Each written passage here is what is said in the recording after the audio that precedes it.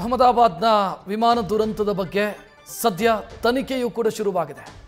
DGCA ಕೂಡ ಇಡೀ ಘಟನೆಯ ತನಿಖೆಯನ್ನು ಮಾಡುತ್ತೆ. ಇದಕ್ಕಾಗಿ ಬ್ಲ್ಯಾಕ್ ಬಾಕ್ಸ್ ರಿಕವರಿ ಮಾಡುವಂತ ಪ್ರಕ್ರಿಯೆ ಕೂಡ ಆಗ್ತಾ ಇದೆ. DGCA ಬ್ಲ್ಯಾಕ್ ಬಾಕ್ಸ್ ರಿಕವರಿಯನ್ನು ಮಾಡುತ್ತೆ.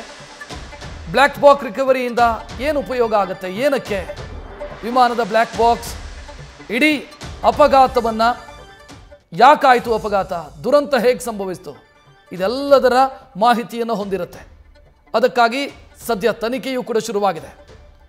ಅತ್ಯಂತ ಉತ್ಕೃಷ್ಟ ದರ್ಜೆಯ ವಿಮಾನ ಪತನವಾಗೋದಕ್ಕೆ ಏನು ಕಾರಣ ಆಯಿತು, ಎಟ್ ಎ ಟೈಮ್ ಎರಡೂ ಇಂಜಿನ್ಗಳು ವಿಫಲವಾಯಿತು ಅಂತಾದರೆ ಅದಕ್ಕೇನು ಕಾರಣ, ಬರ್ಡ್ ಹಿಟ್ ಆಯಿತು ಅಂತ ಹೇಳ್ತಾರೆ, ಅದೇ ಕಾರಣನಾ, ಎಂಜಿನ್ ವಿಫಲವಾಯಿತು ಅಂತ ಹೇಳ್ತಾರೆ, ಅದು ಕಾರಣನಾ, ಇನ್ನು ಬೇರೆ ಬೇರೆ ಕಾನ್ಸ್ಪಿರಸಿ ಥಿಯರಿಗಳು ಓಡಾಡ್ತಾ ಇದ್ದಾವೆ.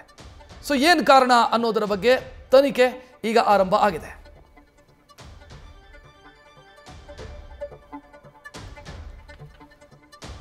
ಇನ್ನು ಬ್ಲ್ಯಾಕ್ ಬಾಕ್ಸ್ ಯಾಕೆ ಬಹಳ ಮುಖ್ಯ, ಯಾಕೆ ಅಂತಂದರೆ ವಿಮಾನ ದುರಂತಕ್ಕೀಡಾಗೋದಕ್ಕಿಂತ ಮುಂಚಿತವಾಗಿ ಆ ಕೊನೆಯ ಕ್ಷಣದ ಮಾಹಿತಿಯನ್ನು ಪತ್ತೆ ಹಚ್ಚೋದಕ್ಕೆ ಈ ಬ್ಲ್ಯಾಕ್ ಬಾಕ್ಸ್ ಸಹಕಾರಿಯಾಗುತ್ತೆ. ಅವಶೇಷಗಳ ಪರಿಶೀಲನೆ ಮಧ್ಯೆ ವಿಮಾನ ಪತನ ಹೇಗಾಯಿತು ಅನ್ನುವಂಥ ಮಾಹಿತಿಯನ್ನು ಕಲೆ ಹಾಕೋದಕ್ಕೆ ಸಾಧ್ಯ ಆಗುತ್ತೆ. ಇನ್ನು ಮೇಂಟೆನೆನ್ಸ್ ಹಿಸ್ಟ್ರಿ, ವಿಮಾನದ್ದು ನಿರ್ವಹಣೆ ಹಿಸ್ಟ್ರಿ, ಇದೆಲ್ಲದರ ಮಾಹಿತಿಯೂ ಕೂಡ ಇರುತ್ತೆ. ಮತ್ತು ಆ ಸಂದರ್ಭದಲ್ಲಿ ವಿಮಾನ ಯಾವ ಸ್ಪೀಡಲ್ಲಿ ಹಾರಾಟ ಮಾಡ್ತಾ ಇತ್ತು, ಯಾವ ಕಾರಣಕ್ಕಾಗಿ ಪತನ ಆಯಿತು, ಇಂಜಿನ್ ದೋಷ ಏನಿತ್ತು, ಇದೆಲ್ಲವೂ ಕೂಡ ಬ್ಲ್ಯಾಕ್ ಬಾಕ್ಸ್ನಲ್ಲಿ ಅಡಕವಾಗಿರುತ್ತೆ.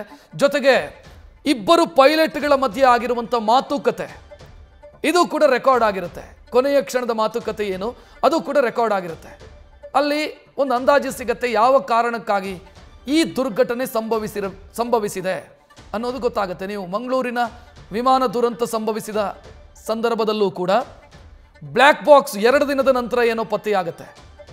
ನಂತರ ಗೊತ್ತಾಗುತ್ತೆ ಯಾಕಾಗಿ ಮಂಗಳೂರಲ್ಲಿ ಆ ವಿಮಾನ ದುರಂತ ಸಂಭವಿಸಿತು, ಅದು ಪೈಲಟ್ ಎರರು ಅನ್ನೋದು ಆನಂತರ ಗೊತ್ತಾಯಿತು. ಅಂದರೆ ಪೈಲಟ್ ಮಾಡಿದಂಥ ತಪ್ಪು, ಪ್ರಮಾದ ಆ ಅಪಘಾತಕ್ಕೆ ಕಾರಣ, ಆ ದುರ್ಘಟನೆಗೆ ಕಾರಣ ಅನ್ನೋದು ಗೊತ್ತಾಗಿತ್ತು. ನ್ಯೂಸ್ ಫಸ್ಟ್, ನಿರ್ಭೀತಿಯಿಂದ ನಿಮ್ಮ ಪರವಾಗಿ.